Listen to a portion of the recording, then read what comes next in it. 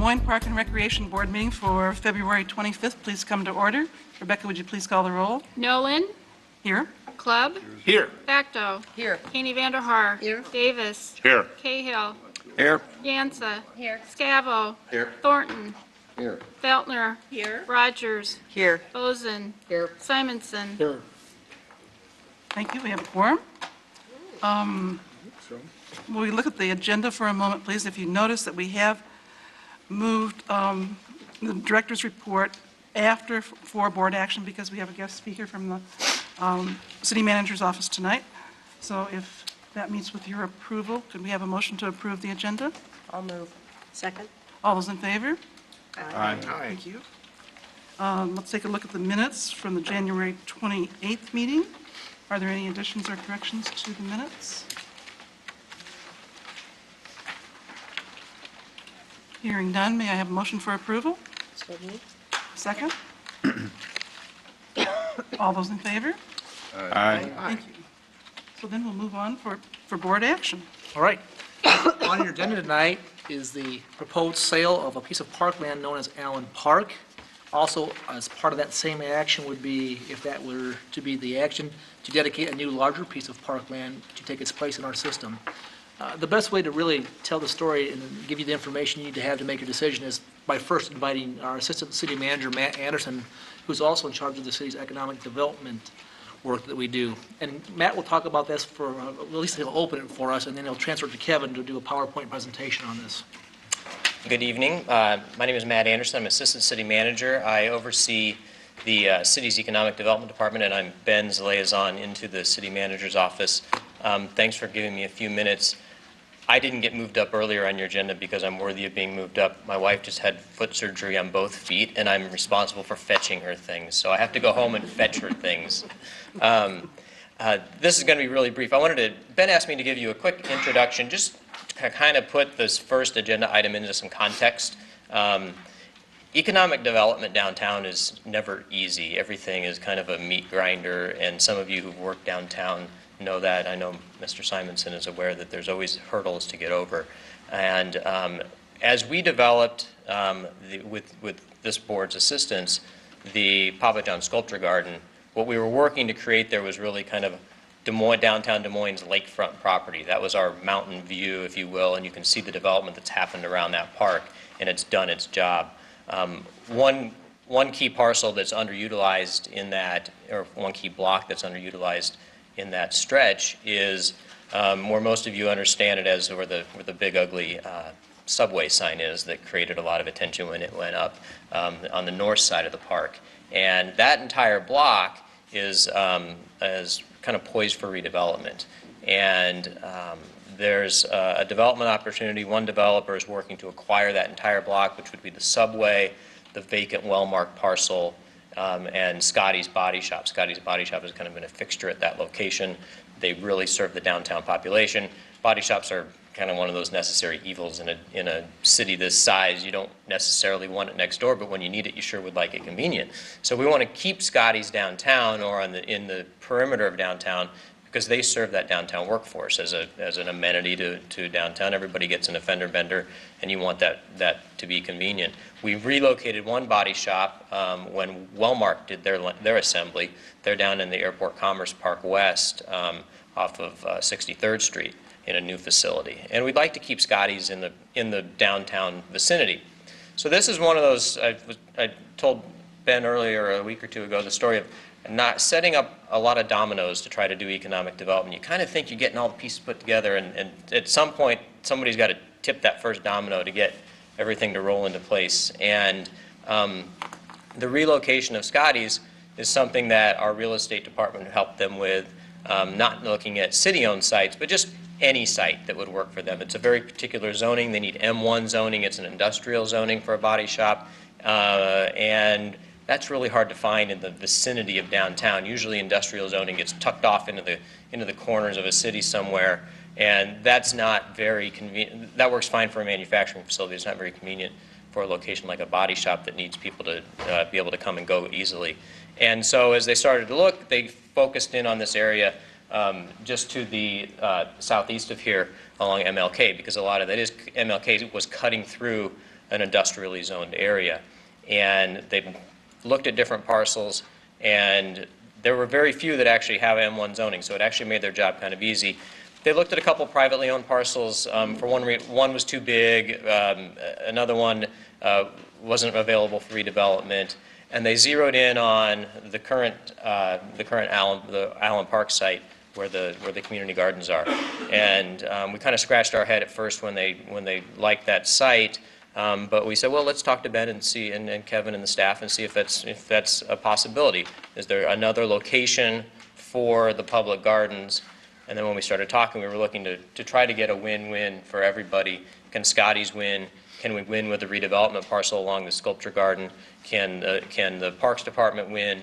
And can the community gardeners win? And I think Ben has worked hard and come up with a recommendation that looks like it might solve all those problems, and we can maybe tip the first domino and get a lot of things happening. So if there's any questions of me in our process that we go through, I'd be happy to answer them, but I think this is Kevin's. It might be helpful just to have Kevin run through the PowerPoint for you and then maybe take our questions and comments at that point. Okay. Thank you.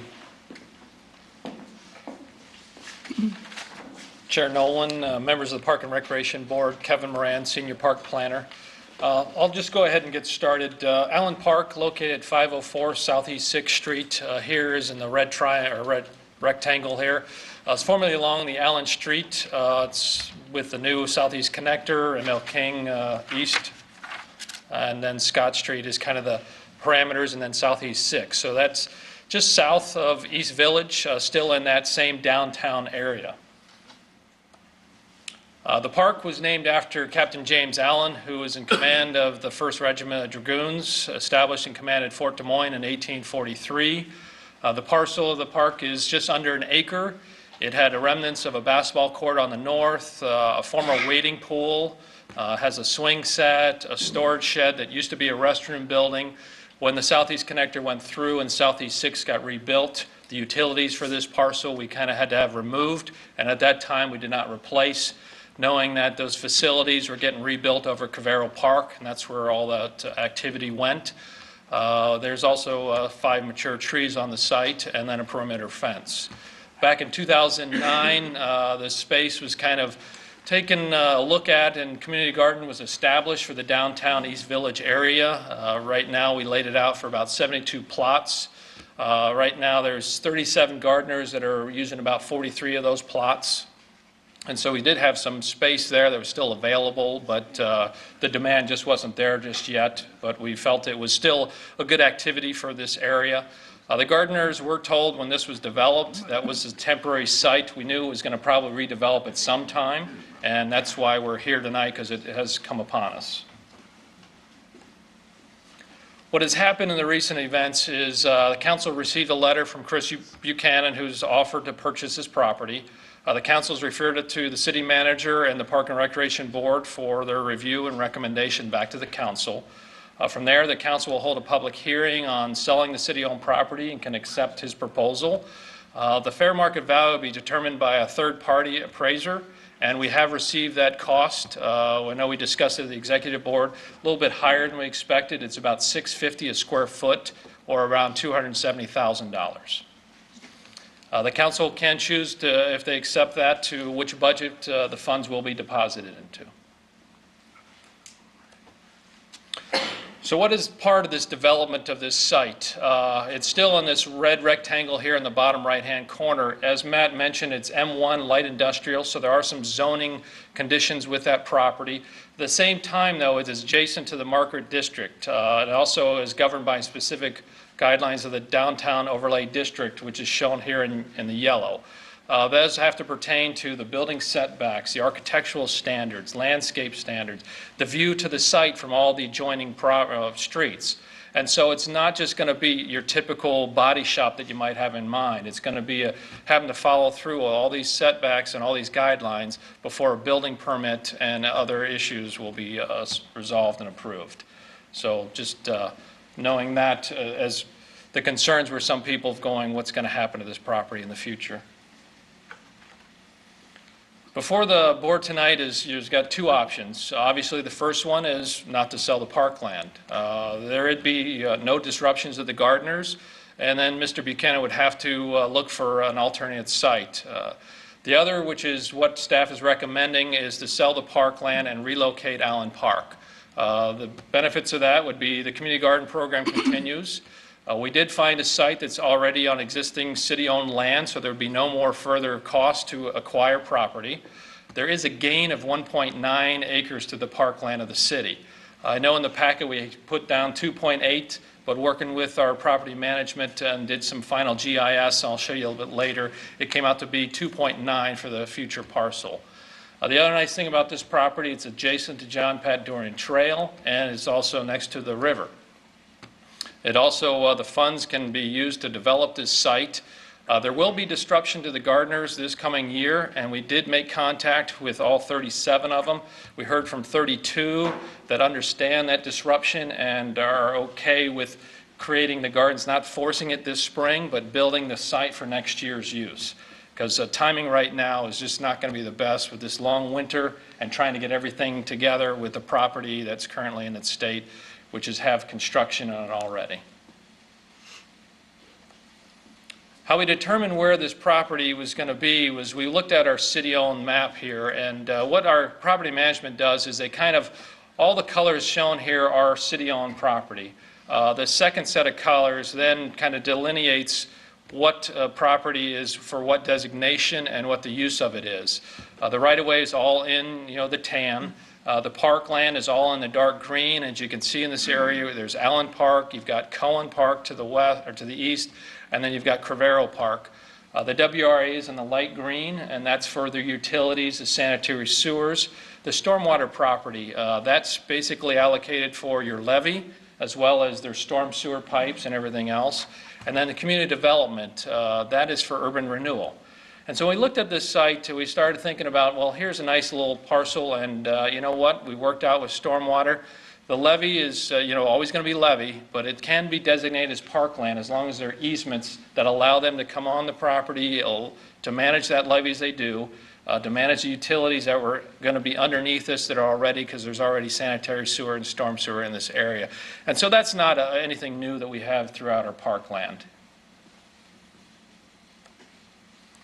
This is where it came out to be with our property management. We are going to vacate Maury Street and some other alleys in there, and then some of those parcels to make it one big parkland, and that comes up to the 2.9 acres that I mentioned earlier. Here shows kind of a proposed development of that site. We were looking at creating 52 raised plots, make it a little bit nicer. We also would like to add some ADA accessible plots, obviously water lines, amenities, a perimeter fence, probably black vinyl, make it a little nicer, signage, portable restroom, a storage shed, all the amenities that they're looking for. The other nice thing with this site is it allows for room for advanced, expansion. If these gardens do take off and down the road we want to keep expanding, we've got the room there to do it. Then there's the estimated cost we're looking at for all these amenities, as well as creating a driveway with possibly some off-street parking, which is a big concern down in this area. I think I'll just stop you just for a second there, Kevin. That when we had put this together, we had to do it in short order. And I always like to make sure people know that what we put on the paper is the concept, but after we have further design and work with our engineers, the cost will go up. And that cost for $100,000 did not include that little driveway and parking. And now the good news is that the evaluation, should you make a proposal to move forward with this, is at $270,000. So we would be able to put some parking and some off-street parking in, which the current site does not have. There's not even on-street parking there because of the traffic lanes. Yep. So what's before the board tonight is the recommendation to, 1, vacate and convey Allen Park, 2, to dedicate the 2.9 acres of city-owned property at Maury and Southeast 6 as parkland and replacement of the Allen Park, and then 3, designate those sale proceeds to come to the Parks Department for development of that new site. With that, I'll take any questions or go through anything. So the 270,000 would go to the Parks Department? Because before in your comments, you said that Can go. they could, It's a Well, council decision, so Yeah, but it's- 270,000. it's So if you okay. recommend that, it's up to the council to do that. Just Right. going off recent history, the only one we have in our recent history would be Franklin Field. That money did come back to us, which was $172,500 into our accounts. Okay, But it's at their sole discretion, so. Oh, yeah. Absolutely. Right, we're only advisory, but I just wanted to make that clear. If that's in excess of the cost for doing all this, will the park board, or Parks and Rec get to keep the excess funds? So if we don't spend all 270, we'll get to keep all 270, or we, That would be a great recommendation, should you want See, to make that- that. So, That's what I'm, gotcha. yeah. Yeah, I would just, the third recommendation, designate sale proceeds to offset the cost. That, I'm concerned that they could say, well, we're only going to give you as much as it costs to replace exactly what you have at the other site. And I'm wondering if that number 3 could just be more strongly worded to say that designate all sales proceeds to Park and Rec budget for park amenities or something like Capital that. improvements. Yeah. Right.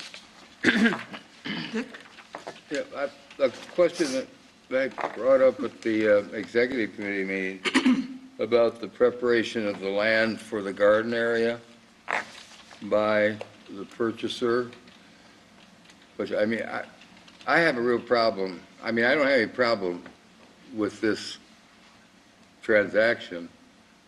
I have a problem with not knowing who's going where other than Scotty, who's buying the land from Scotty.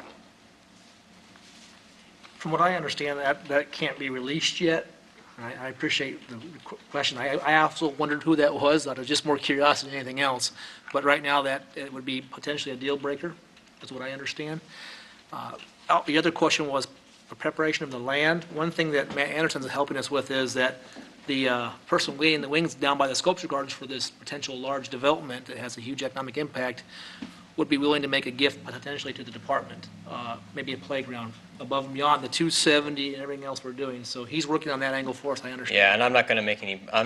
any promises on that, but Mr. Thornton, we, in economic development, we sign non-disclosure representation. We can't disclose who we're working with when people are negotiating for real estate, and I can't disclose who the potential redeveloper of that site is, but I wouldn't be standing here today if it weren't a project I didn't want to get.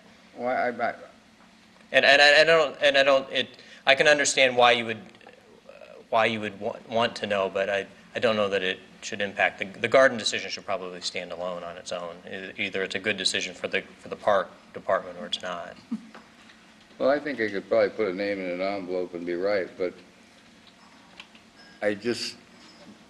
operating that way bothers me a lot. I understand non-disclosures and that type of thing, but do the rest of the folks, do the rest of Des Moines residents understand what's going on and why and who's going where and when? I guess I know what you have to do in your position, and I guess I just disagree with the procedure on getting from point A to point B. Okay? And if it helps, we're not taking one Des Moines company and moving it to another Des Moines location. This is a new company to the city of Des Moines. It's not a Des Moines company, It's not a Des Moines. it's a West Des Moines company. It's new to the city of Des Moines. I have a question. Can land be held, and maybe I missed this in the rhetoric, but can land be, when public land goes up for sale, Matt, this is for you, can it be specified to an individual seller, or does that have to be open to, say, other sellers? Oh, to the Allen Park? No, you can, parkland is governed differently, we have different rules. If in economic development, if we've bought land with something called urban renewal funds, which is TIF money, then we have a very set of state rules that we have to follow in the disposition of that land. And Ann could probably answer this better, but with parkland, that's not the case. Is that correct? That's correct. Parkland goes through a twofold process, happens at the same time where the council will set a hearing for the sale of the land. It will designate what the offer is in the notice to the public. That's required under state law. And it's also a hearing on the vacation of that land as parkland, so it can be sold. But at the public hearing, as has happened in the past, anyone is free to come to that public hearing and question the sale or make another offer. As long as fair market value has been met, they can make anything above fair market value can be offered to the council, but the council can still decide to go with the lower amount as long as it's fair market value still, so. That's correct. This question kind of came up a little bit with the last time we looked at some park land that we released over on Franklin, I think it was. And to clarify, we're not, Parkston, what happens to that property we're vacating kind of ends when we recommend vacation of the property, right? Does that then turns over to the city council and zoning board to determine what happens to the property that we're kind of limited on saying, we want this as park property, or, we think it should be conveyed and turned over to the city for other types of uses.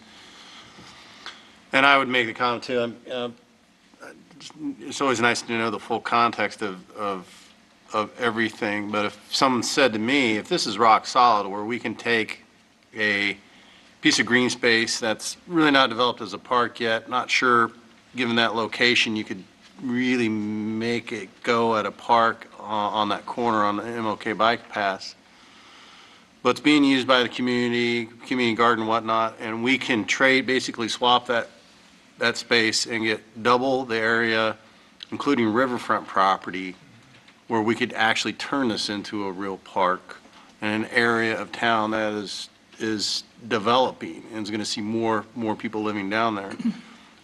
It seemed to me it's a fairly decent deal if the city council would follow our recommendation all the way through, which is we'll vacate this if we get this 2.9 acres dedicated, and all the proceeds from that sale go toward that new park.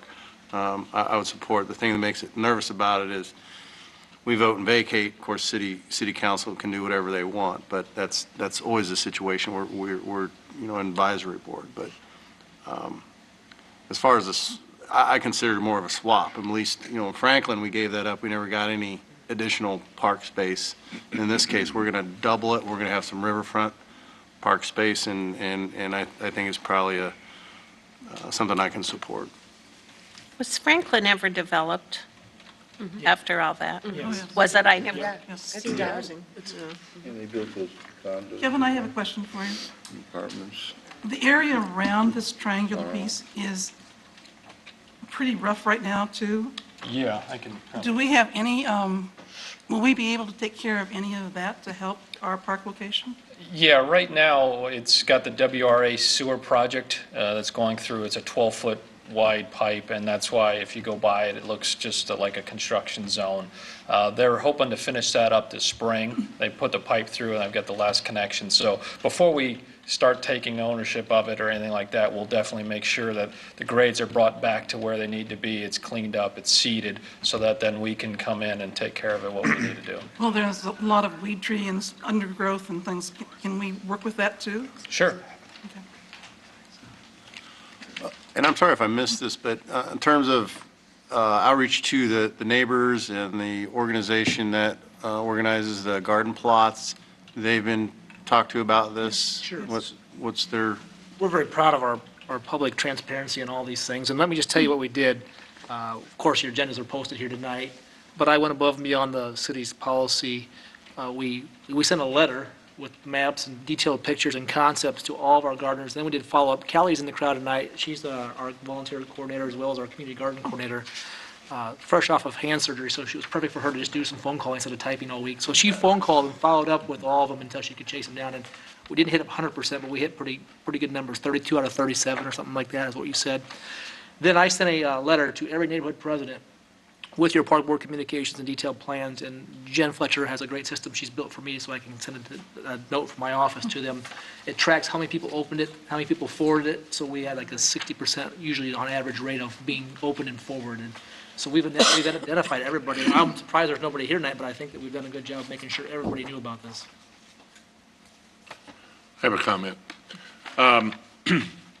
Based upon what you suggested earlier, you said with an earmark that all the money goes to the development of this new land. I would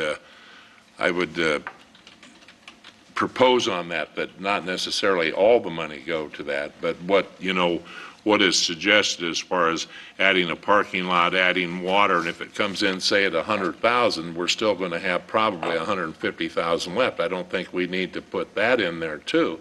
Maybe that can go into other areas. I guess what I'm saying is, I have my whole life been an advocate of not selling parkland. I just don't believe in it. But under this scenario, and after talking with people involved and other people in there, it is a line of dominoes, like Matt suggested. And with the future of this land, Allen Park land, right now we are getting the benefit of more land, provided if they just don't say, hey, this is land and, plow it. We do have to have some development there and stuff. So I do think under that scenario, we do come out ahead the winner. And additionally, we're going to get some cash too. So I can back off of my, not selling park land because we're actually gaining on this, I feel. But I think that we do need the latitude to keep that money, and I think that ought to be within our proposal is the parks, we keep the money, the whole $270,000. And I also think that specifically we earmark for a parking area down there and for water. I think that's important. And then with that being said, if it doesn't eat up the 270, and I don't think it will, maybe we have the excess that, our director can see fit to spend where he needs and stuff. And I do like a proposal, and I know this wasn't set in concrete, where they were going to negotiate for possibly a playground somewhere. And I think that is, definitely a good point. So, right now we're at domino 51, 52, and 53, so I think we can live with that. I think I can live with that. Any other questions for Kevin or Matt?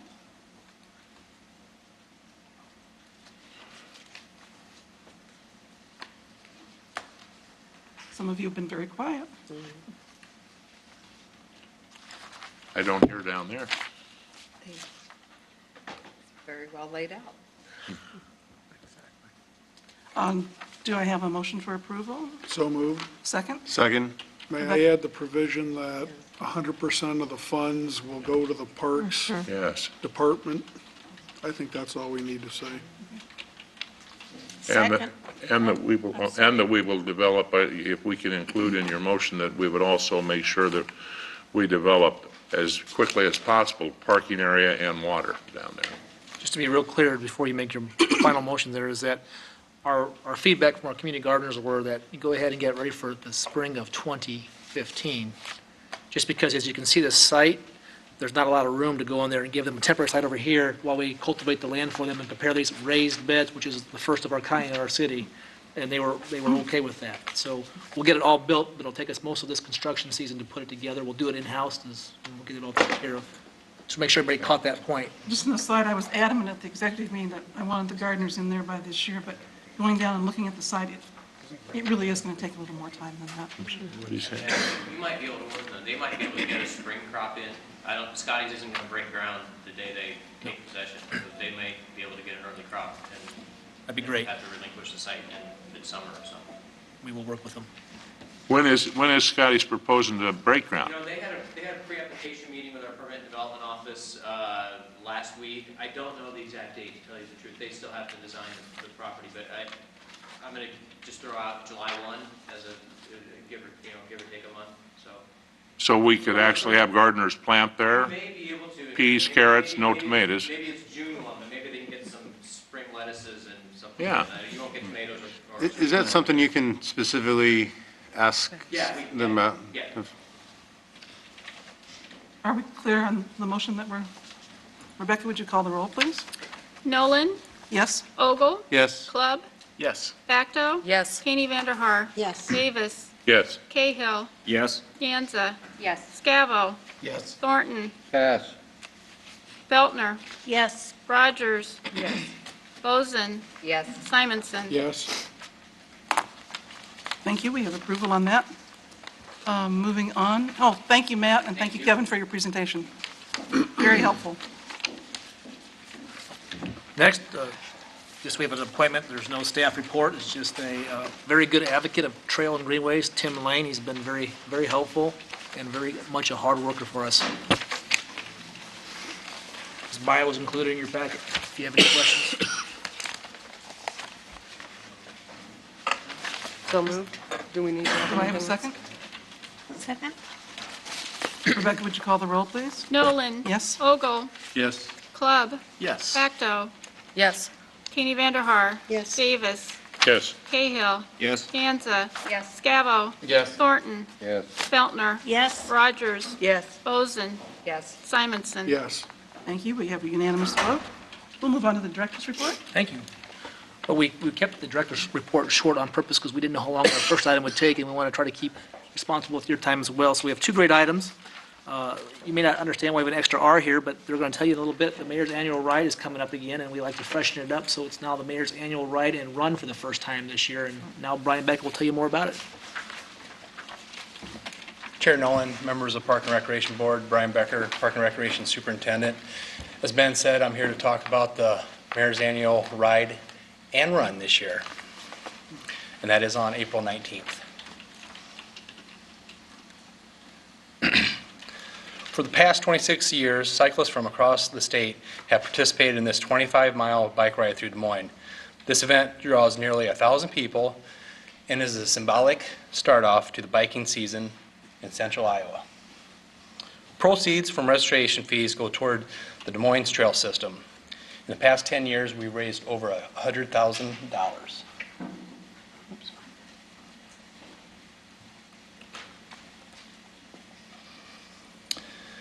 This year, we have added a 5K fun run. The run will start at 8 a.m. at City Hall and will finish at the downtown hub spot located at 215 Water Street. As in the past, Mayor Frank County will participate in this year's ride starting at 10 a.m. Will he do both? I got a confirmation on that. Registration opens March 1st. You can sign up online at dmparks.org.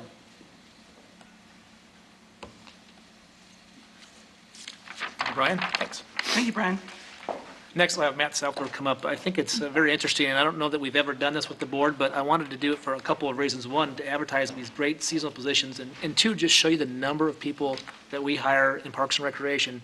One of the things that our profession's proud of is most often, we are the largest hiring agency of youth in the cities that we work in. And you're about to see that that's pretty large numbers here in what we have. So A, if you know anybody out there looking for a great seasonal job to be a part of a great team, tell them about these opportunities. And B, to think about that as one more time that we talk about the budgets and the importance of Parks and Recreation and what it means to our community. Chair Nolan, members of the Park and Recreation Board, Matt Salvatore, Recreation Manager. As Ben said, I'm here to just give a quick overview on seasonal employment opportunities with the Parks and Recreation Department. Starting with the Parks Division, they have over 43 positions. 27-month park techs, the closing date on that is Friday. 22 utility workers, closing date is April 30th. And 1 seasonal construction inspector, also closing date of Friday. Aquatics has over 198 positions, 15 cashiers, 5 head lifeguards, 132 lifeguards, 6 swimming pool supervisors, 5 park and recreation associates. For lessons, there's 30 swim instructors, 5 swimming lesson supervisors. All aquatic positions has a closing date of June 30th. For recreation, there's 46 positions available, 4 for tennis, closing date of April 4th. Park and Rec Associates for Grays Lake Concessions, 6 of those, closing date of June 30th. Wading pool supervisor, 1, which will be closing on June 30th as well. And we have 4 recreation specialists for our E.K. Davis Park program, closing dates Friday, and 31 wading pool recreation leaders, closing date of June 30th. As you can see, there's an overall number of 287 positions. That's the number that Ben was alluding to that makes us the largest employer of youth in Des Moines. If somebody's interested in applying, they can go to the city's website, dmgov.org, click on the employment quick links, and all the information's there for anyone interested. Apply online. I just want to take a quick moment to really thank my team out there. They have a tough job. They hire 287 people. They have to train them and get them up to speed. It turns over about every year. And then the face of our organization, which they do a good job training, is making usually between minimum wage and $10 an hour out there giving customer service. And they do a tremendous job, because I don't think that you even hear very many complaints of all the things that we do. So considering 287 folks out in our system working, we're pretty lucky to have a great team of managers, but also great kids every year come back to us. So. Thank you, Matt. Thank you. Moving on to receive and file. What are the ages that a person can apply for? You said 16-year-olds? 16-year-olds and above, is that correct? 16 and above. Oh, there's some 15. There is 15-year-olds? Our lifeguards can be 15. Lifeguards can be 15, as long as they're certified. And one nice comment, since you partly spurred that on, is something for our school board members, as well as George as a former teacher, is that we've always struggled to get lifeguard certified kids. It's just another thing they have to do to get a summer job right now. We formed a partnership with Des Moines schools over the last couple of years that they're teaching it in some of the schools as part of their curriculum. And as long as they pass the test, we will reimburse that $100. It is $100, Robin, for the lifeguarding fees, roughly. For the water safety. Water safety course, too, and swim instructors. So it's a great partnership we have with the schools. We can invest in Des Moines kids to come work at our Des Moines facilities. Great partnership. Connie just said that when they were showing the overhead, she said her first job was with the parks, and mine was, as far as, when I was a young kid. I bet you there was a lot of us on here that it was our first job working for Parks and Recreation.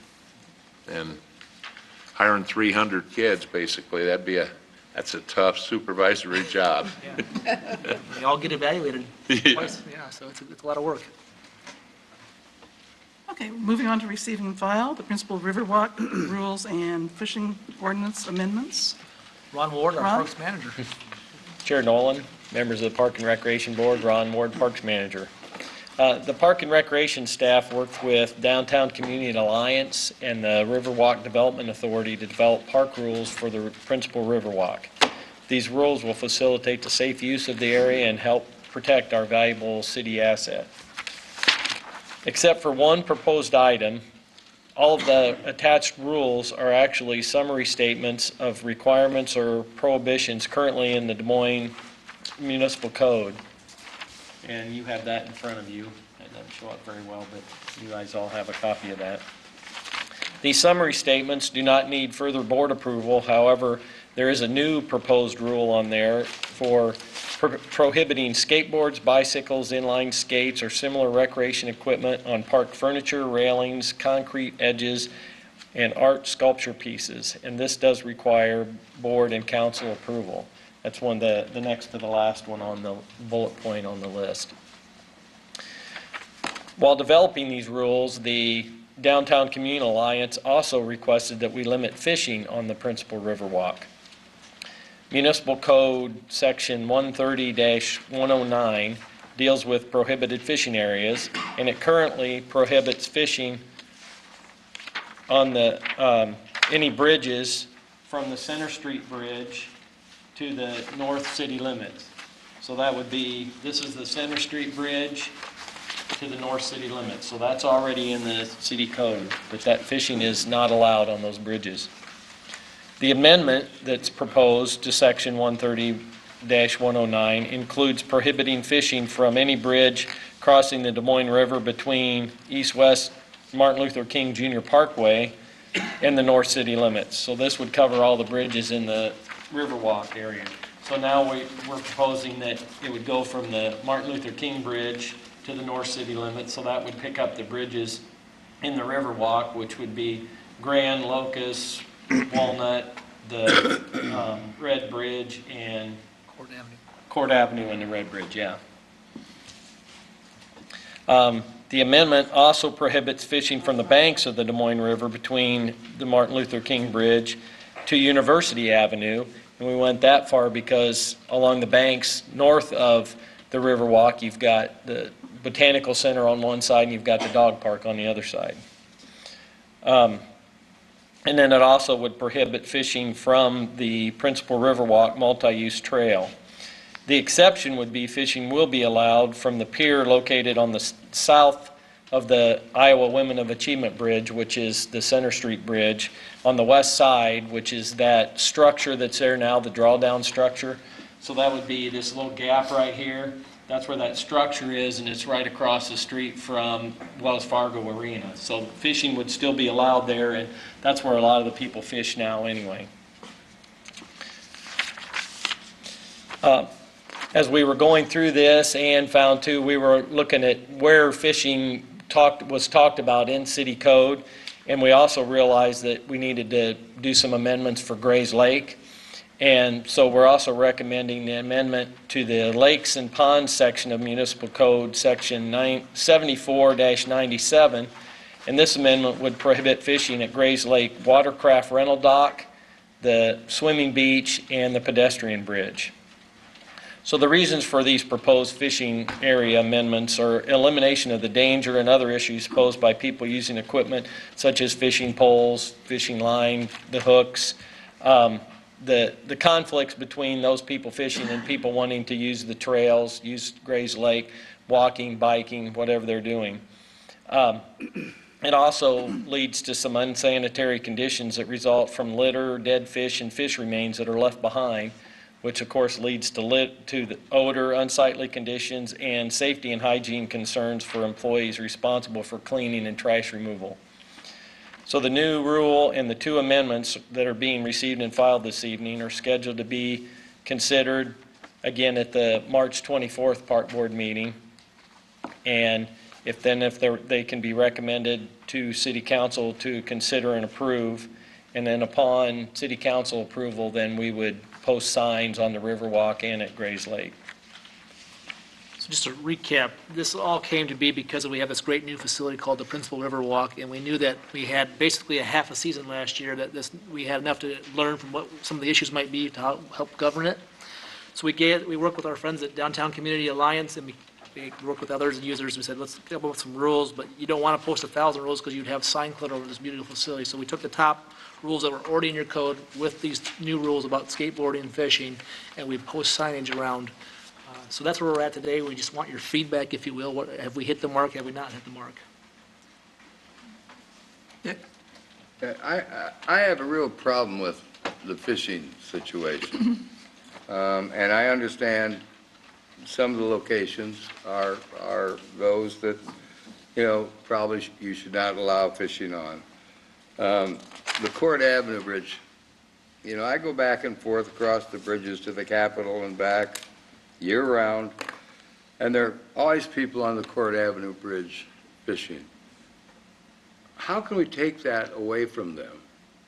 They've been doing it for years, and there will be those that follow them that do it for years. It may be, fishing for food, which I think a lot of them do. It's something I've watched on that bridge since I was a little kid. Been down there. I went out in the garage and made dough ball, and went out and dug for worms, and went and bought crawdads. And they got a fishing pole. They're not fly casting. They got a fishing pole and a line and a hook and a worm and a crawdad or dough ball or whatever. I don't think we should be taking that away from them, and it really, really upsets me that that this situation has developed. And I think if it had been publicized, this room would be full of people objecting to parts of this. I mean, I would be willing to say, okay, let's start with Court Avenue, because I think that's where I see most of the people fishing. Is that not correct? Isn't it? I'll tell you what, this is what I really appreciate about having a board to work with, is that we do our best to talk to the public, and we don't talk to everybody because we just don't have enough staff resources to do so. But when we bring forward a proposal like this, if we haven't hit the mark, this is where we get great feedback. And tonight, you're not taking formal action, too. So what I'm willing to tell you is that I appreciate you notice that we do have a problem, safety-wise. You don't want people on bikes and the trail being hooked by somebody. And we do have a sanitation issue. But I think there's a win-win here. I think what I would propose to you is let's move forward, and I would be willing to amend this map and take Court Avenue, the south side of the bridge, because people don't fish upstream. So take the south side of the bridge and just have it as part of our ordinance. And then a year from now, we come back and we evaluate that. Well, Maybe we need more, maybe we need less. I can go for that to start with, but, it may be in the code, and how it got there, I don't know, because people have been on the Court Avenue Bridge forever and ever, and I just don't, I don't see how you can look at your conscience and take that away from them. I just don't understand that at all.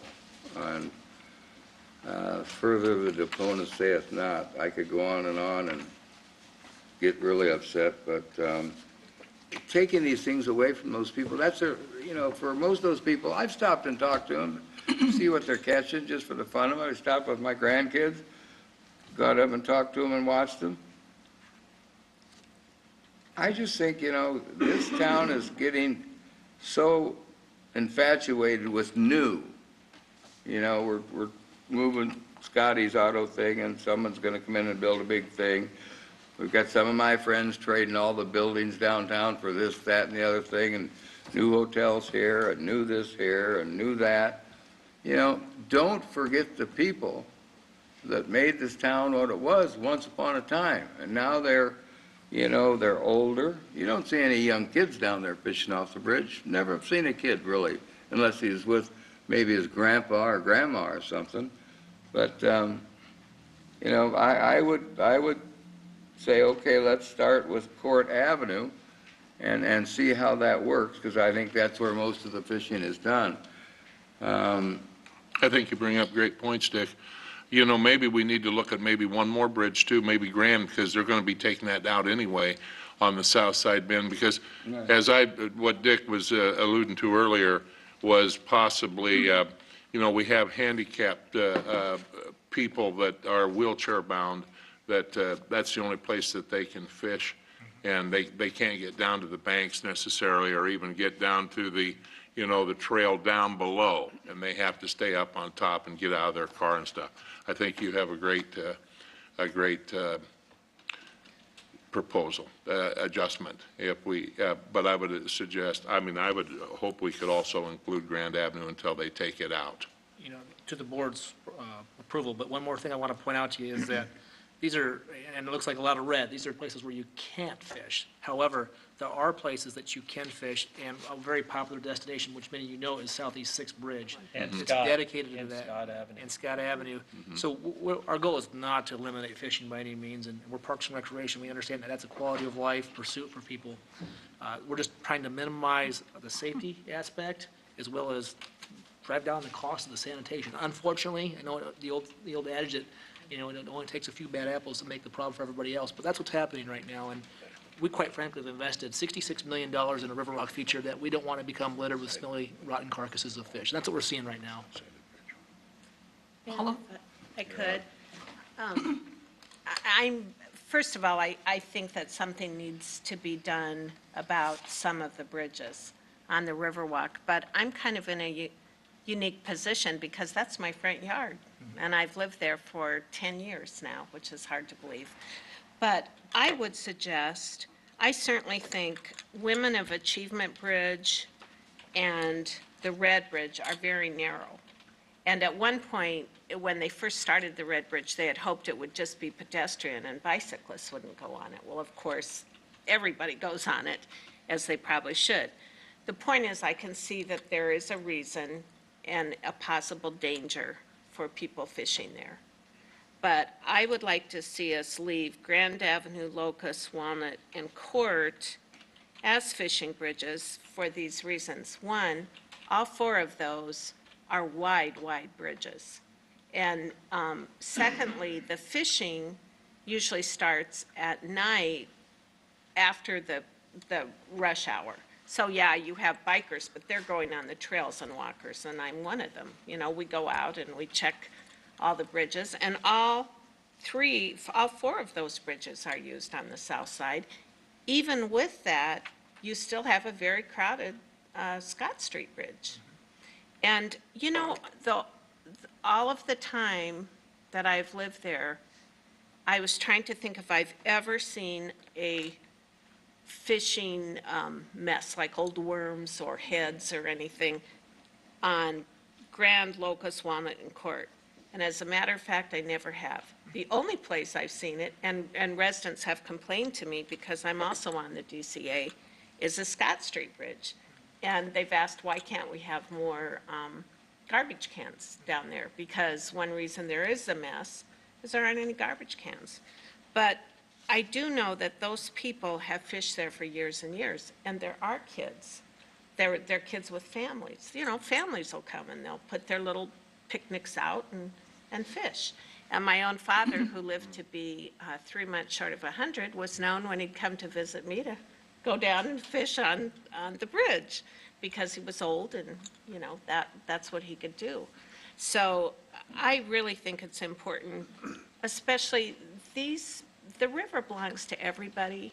And while we're making wonderful changes and nobody appreciates them more than I do, I think that we have to keep it as multi-use as we can. And it's not, you know, not everybody can bike, not everybody can walk briskly and exercise their dogs and their kids, although a lot of people do, obviously. But it's not a danger in those 4 areas, and we can put up receptacles. And I think it makes it just more multi-use and a friendlier atmosphere for lots of different kinds of people. And I would be the first to come back and encourage you, if there are problems, if we were to leave those 4 large streets out, and if problems develop, let's look at it, fold them in. But short of that, I really hate to see us include those, because it's kind of like the state fair. Ever since I've lived down there, people, and they have their spots. It's like when you go to church, you sit in the same spot. And they do that. And I just think that we'd be making a mistake. Any other comments? So what I'm hearing, so we go back and bring you back the right document for next time and rules, is the multi-use trail that runs north and south is okay to have a restriction on. It's very narrow. The vehicular bridges, not the 2 pedestrian bridges, are okay to fish off of. And that really means just the south side. Just the Yeah. south side. Yeah. So you've got 4. And again, part of that is because I was shocked when we did first move down, how many fishers there are, and they catch a lot of fish and big fish. I've seen a 40-pounder and they catch walleye, and it's really quite interesting. I never catch anything. Of course, I always fish off the north side. You're on the north side. So so we're talking just Grand, Locust, Walnut, and Court on the south Yeah. side? Yeah. It's the south side? Okay. We can make that, we'll let our friends at the DCA know they're the ones that do the maintenance downtown, so we'll pass this along and we'll make an amendment. Are we open then for a motion to, at this point in time, use those 4 I think they're venues? coming back with the Yeah, I don't think you need to make a motion this time. What I'll do is, just so you had to receive and file here, is I will go back and make changes to what I heard tonight, and we'll present it again to see if we hit the mark next time. Hey, Ben, is this piece of paper current for what we have as regulations on the Riverwalk? Yes. What's your question, I guess? Well, the highlighted part that's yellow, Yes. So what that is when we sent these to you in your packet, Ann had a chance to have a second thought on this, and she came back and provided, I think, as I was told by Ron, a future wording on the service dogs under the 6th bullet point. Right. So is the addition, That's already law. that's already Yeah. law, but the addition, service dogs must be under Yeah, control? just a Scribner's error, if you will, by us when we sent you the packet on Friday. We missed that piece, so Ann caught that. So the service dog part is already part of the law? Yes, Okay. yep. So you just want to make sure we, Like that one that Exact guys language. knee open in O'Hare the other day. And Becky Beach is So I have a motion to receive Mo- and file. so moved. Look forward to Second. it. All those in favor? Now, will it be a receive and file again, or do we vote on it? board action next Board time, action. as amended. We'll vote at the next meeting on it, okay? On all of, do we have questions on a couple others? Sure. Okay. The situation, I hope the legislature does give me fireworks back, you know, sorry that Spencer burnt down once upon a time. But, you know, get a little tired driving down to Missouri or up to Sioux Falls. But forget that. The legislature's going to do whatever they do with, oh. The legislature's going to do whatever they do with fireworks. Commercial photography by permit only. Can we make that a yearly permit? Here's what we have that rule, that'll help you decide the answer to this, is that we don't want people to start setting up shop on the trail or in the area of the trail with senior pictures and flashes, everything going on. So we don't charge for that permit, we just want to know when you're there. That way we can give them some guiding principles about how to be safe in and around that traffic flow in this facility. So they give you notice or come in and ask for one, or? They do, and Jen Fletcher from our team manages that. Well, in the interest of full disclosure, I've got a son-in-law who's the head photographer for DSM and the business record, you know, and has the skywalk inside full of his photography and that type of thing. And just so that, you know, those creative people can do what they do and not have to, you know, go through all kinds of hoops to get there. It's also to protect some people too, because, for example, there's parts of our park system that have to have special rights. For example, the sculpture garden, you can't commercially reproduce pictures of those arts. They got protection by license law, right, Ann? That's what, copyright law. So there's all kinds of little things that we want to make sure we can help protect the citizens before they make a mistake, is all that it is. We don't charge for it, we just try to help everybody. That's good. One permit we don't charge for. That's, I like that. Well, that's the next agenda now. You're getting there. That's it. All right. For me. Wow. Did we vote? Thank God. Okay.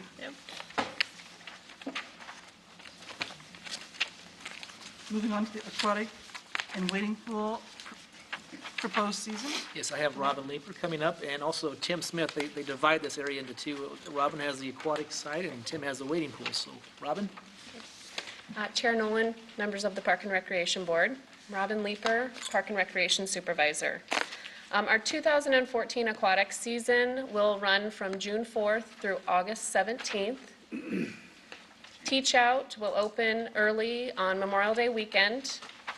It will then close that following week and reopen the following weekend, May 31st and June 1st. It will then close after June 1st for June 2nd and 3rd, reopen on the 4th for the regular season. Birdland Swimming Pool. If I could just stop you for a second, sorry. Yep. We do have some new board members here, so maybe you want to explain to them a little bit about, you know, we follow the school season and we rotate a pool every year, so they understand that. Yes. So we have a rotating schedule to where we take turns opening different aquatic centers and swimming pools each year. This year, it is in the rotation that we will open Teach Out on Memorial Day weekend. Our regular pool season, we always open, we like to open the Saturday following the last day of Des Moines Public Schools, the day that they're let out. This year, so far, they've had a few snow days, and so their last day will be June 3rd, and instead of waiting till that next Saturday, we're just going to go ahead and open the following day, which is June 4th. And the reason we do that is because 99%, 98% of the staff that we hire are high school students. We do have some college students, but most of them are from Des Moines Public Schools. So it's nice to wait till they're out of school to have a full staff and be able to staff it. And so then with that rotating schedule this year, Birdland Swimming Pool will remain open on weekends through Labor Day weekend. Okay. Hours of operation this summer for the swimming pools will be 1 to 6:30 p.m. Monday through Saturday and 1 to 5 on Sundays. Do you have any questions about swimming pools and aquatic centers? Okay. Thank you, Robin.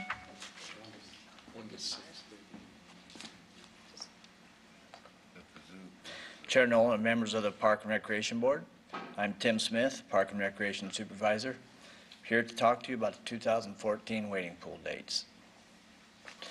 This year, the wading pool season will begin on May 24th and continue through September 14th. Beginning May 24th, splash pool hours will be 10 a.m. to 7 p.m. on weekdays and 10 a.m. to 4 p.m. on weekends. Martin Luther King and Ashby pools will close for the season on August 19th, while Ashby and Union Splash pools will remain open through Sunday, September 14th. As for our traditional wading pools, each will open on Monday, June 2nd. Hours of operation are 10 to 4, Monday through Friday, and we're also available for weekend rentals.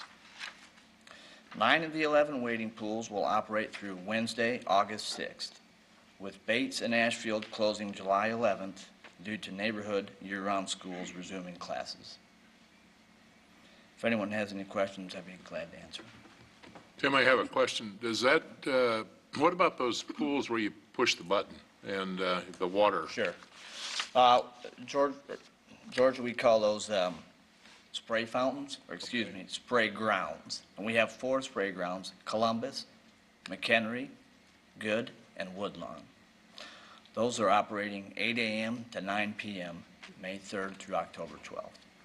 Okay, so those are open quite a bit. Yeah, as we move Right. forward and replace the older wading pools that are either no longer to be repaired easily or cost effectively, we're moving to those, and it's a better deal for not only the city budget, but the neighborhoods, because it doesn't take a wading pool attendant to be out there, and it can operate earlier and longer into the season, and they can hit a button, so it's really nice. Okay. Thank you, Tim. Thank you. Does anyone else have anything for the good of the order? I've got one. I got something else. We're not. And I haven't consulted Dr. Everly on this, but, you know, I'm playing golf one day at blank, and I hear the loudspeaker over at the at the zoo saying the zoo will close at what? 5:30 or 5 or 5:30? 5 or 6, somewhere in that window. You think maybe we should take, I mean, someone could study that, take a look at it, because I don't think we're running those animals wild. And say a kid wants to have a birthday party at the zoo, you know, I just think that's a little early to close the zoo. I mean, Henry Dorley in Omaha stays open a lot longer than that. And the one in Chicago that I went to as a kid stays open longer than that. I just like to have somebody look at it and tell me why we close so early when we could leave it open and have kids and their families be able to have like a birthday party out there or take a group of kids out, you know. I'd be glad to get an official They response. take it from the zoo under for you. advisement, No, if you will. I will get you an official answer from the zoo director.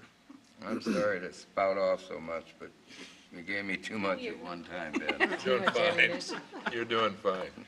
No, I appreciate all your comments tonight. I'd read your packets, and you knew what we were doing tonight. Some of the things went through very nicely and cleanly. Thank you. I had a chance to talk to Cindy Vanter this morning. She's the new president of Friends of Des Moines Park, and they're working on a membership drive and a fundraising efforts. So she gave me some material to hand out. This is on the projects they've done and proposed projects that they're looking toward. She also left me with some membership forms. Many of you are members already of the Des Moines Friends of the Parks, but if you're not, I have some membership forms and some envelopes for you to give it your consideration. Isn't one of their events a golf Yeah. tournament, For one and it's short. going to be at Waveland, isn't it, Dick? Yeah. And what's the Friday, date? June, is it the 20th or 21st? It's whatever that Friday is, and it's going to be a 1 o'clock tea time. It's their first ever, I guess, event that they're trying to pull off as an annual fundraiser. If it goes well, they want to do this every year. So for the public, we'd love any golfers to participate in that. They're probably within about a week of putting their big public push out to make sure everybody notifies them and gets the information. I'll get that information to you as well, so you can help get foursomes, if you will. And it's not at the zoo, so you won't hear about the zoo closing. It's at Waveland Golf Course, so. Susan, is there a way to get more of these to take to school? Yes, that was all she had at the moment. Okay, well, I don't think we do that. Does anyone have anything else? Do I have a motion for adjournment? No, just, No? whoa, wait a minute. Yes? Ben, I have a question that, is it possible, so we're better informed, for you to get us information on, say, park expenditures in areas of the city? I don't know, maybe I'm shooting in the dark. Could you get The that? operator and capital side are both. Well, both. Can you get that to our park board members to see where we are on, different projects in different areas of the city? For example, northwest, areas right there, and south, and What I'll do is I'll provide you a report through Rebecca, a little bit of it might be nice for a few that are kind of a little bit newer to the board to have a historical background on where we spend our capital dollars. The operating won't be as easy, so I can just give you like a service line level on the operating Okay. side. We used to have that where projects. Anything else? Yep. Move for adjournment? Thank you for your attention. I had to put that on there.